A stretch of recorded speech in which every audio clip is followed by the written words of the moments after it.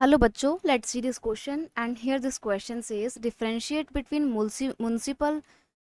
Multinational corporation and domestic companies. Question आपसे बोल रहा है मल्टीनेशनल कॉरपोरेशन और डोमेस्टिक कंपनी में डिफरेंशिएट करना है।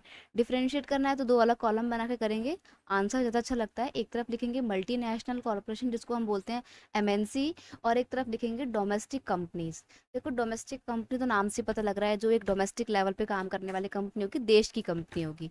और मल्टीनेशनल कंपनी नाम से पता लग रहा है मल्टी नेशनल, यानी कि एक ऐसी कंपनी जो अलग अलग देशों में अपने ऑपरेट कर रही होंगी यूनिट्स को, वो मल्टीनेशनल कंपनी है। स्टार्ट करते हैं डिफरेंस को।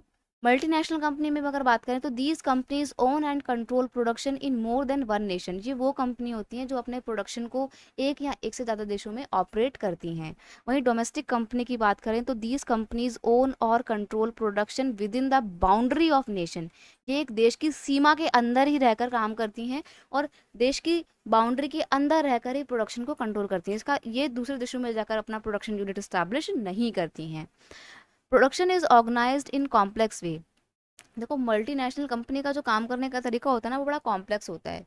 ये लोगों का ना यूनिट सिर्फ एक ही कंट्री में सेटअप नहीं होता। ये नहीं कि अगर इंडिया में कोई यूनिट सेटअप हो गई तो पूरा का पूरा प्रोडक्शन सिर्फ इंडिया में होगा, नहीं।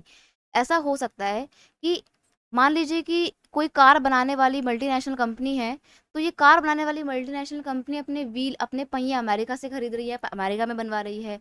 ग्लास रशिया से आ रहा है, हेडलाइट यूनाइटेड किंगडम से आ रही है, और जो लोहा लग रहा है, जो आयरन लग रहा है, वो इंडिया से आ रहा है, और फिर ये सब चीज़ें असेंबल चाइना में हो रही हैं। तो प्रोडक्शन का जो पूरा चेन है वो बड़ा कॉम्प्लेक्स होता है, ठीक है, अलग अलग एरिया में होता है ये। डोमेस्टिक कंपनी की बात करें तो यहाँ पर production is organised in simple way, क्योंकि देखो देश की कंपनी है, एक ही जगह यूनिट है, सारा का सारा काम इसी यूनिट में होगा, तो प्रोडक्शन बहुत सिंपल वे में हो जाता है, कॉम्प्लेक्सिटी बिल्कुल नहीं होती है।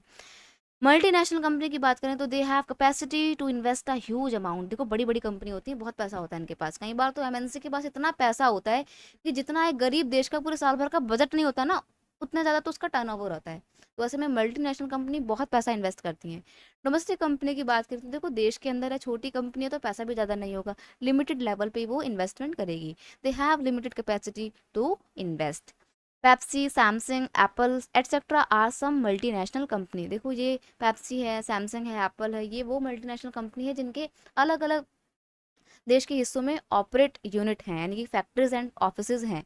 वहीं अगर हम बात करें इंडियन ऑयल कॉरपोरेशन की, तो ये एक डोमेस्टिक कंपनी है इंडिया की, जिसका ऑफिस या जिसका फैक्ट्री यूनिट जो है वो सिर्फ और सिर्फ इंडिया में है, वर्ल्ड के किसी और देश में नहीं है।